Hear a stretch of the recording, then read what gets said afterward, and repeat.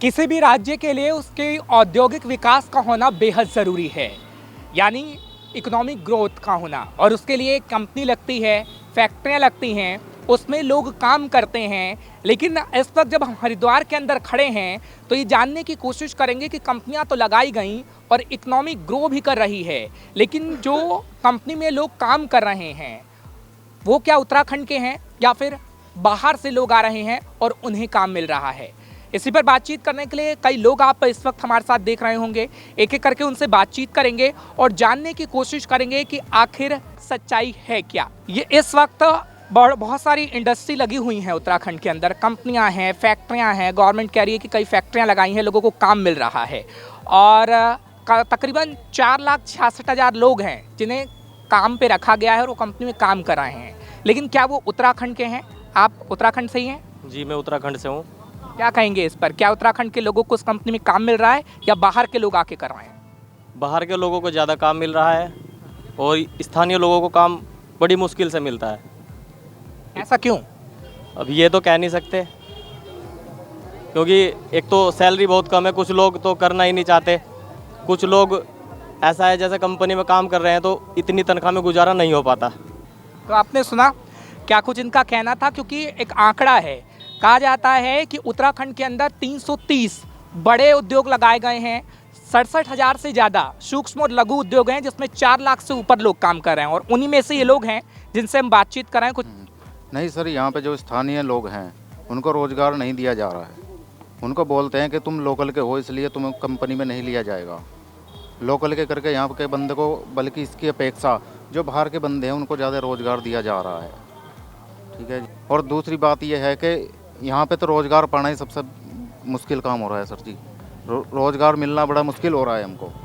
तो आगे अपना काम कैसे खोल दें जब रोज़गार ही नहीं मिलता, जब पैसा नहीं मिलता। कंपनी में सैलरी इतनी डाउन हो रही है कि अपना खर्चा चलाना मुश्किल हो रहा है।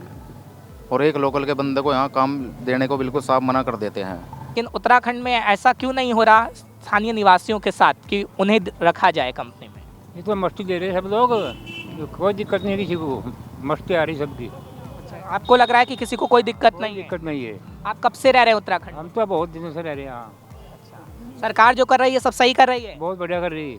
कंपनी भी लगा रही है हाँ, और लोगों को काम भी मिल रहा है। सब मिल रहा। तो फिर लोग क्यों वजह बता रहे हैं कि बाहर के लोगों को तवज्जो दी जा रही है, हमें नहीं? ये अपना खर्चा कम करो ना, खर्चे बढ़ा रखे जाते। अच्छा, खर्चा ज़्यादा है आपका? हाँ, 10-10 जोड़ी जूते एक का कपड़े लड़के पे, 10-10 जोड़ी कपड़े हैं एक लड़के पे, उन्हें कम करो ना। इसमें ये है कि जो कंपनी में रूल है क्वालिफिकेशन, किसी में हाई स्कूल मांग रखा, किसी में ITI मांग रखा, किसी में BA मांग रखा, किसी में BTech मांग रखा, तो वो अपने लोग सबसे काम देती है। अच्छा, यानी आप कह रहे हैं कि उतनी एजुकेशन नहीं है जो कंपनियां मांगती हैं। जी, तो आखिर स्थानीय लोग क्या करें? तो अपना बिजनेस करें या कहीं और ट्राई करें। कुछ कंपनी ऐसे भी हैं जहाँ पे बगैर क्वालिफिकेशन के भी ले लेते हैं। यानी ये जो लोग शिकायत कर रहे हैं कि बाहर के लोगों को रखा जा रहा है, दिल्ली से बाहर से लोग आ रहे हैं, यहाँ के लोगों को नौकरी पे नहीं रखा जा रहा, वो सच है क्या? हाँ, ये भी है। बाहर वालों को बिजनौर साइड, बिहार साइड वालों को नौकरी मिल रही और यहाँ वालों को नहीं मिल रही। ज़्यादा हाई क्वालिफ़िकेशन होने के बाद तो यहाँ कंपनी में उस बंदे को नौकरी नहीं मिलती है। ये बोल के निकाल दिया जाता है कि इतनी हायर क्वालिफ़िकेशन को हम नौकरी नहीं दे पाएंगे, आपकी सैलरी नहीं दे पाएंगे। यहाँ जितनी भी कंपनियाँ हैं ज़्यादा से ज़्यादा 7,000-8,000 रुपये तनख्वाह देती हैं, 12 घंटे के 10,000-11,000 रुपये। अगर ये देखा जाए एक आम इंसान 8-10 हज़ार रुपये में अपना घर का खर्चा चलाने में असमर्थ है। इतना समर्थ है, अगर कोई रेंट पे कमरा ले रहा है 3 से 3,500 रुपये कमरा का रेंट है, खाना पीना इतना महंगा हो चुका है, सब्जी फल इतने महंगे हो चुके हैं, एक आम आदमी 8 से 10 हज़ार रुपये के उसमें अपना घर खर्च नहीं चला सकता। आज के समय में लगातार बीमारियां बढ़ती जा रही हैं, गंदगी फैलती जा रही हैं।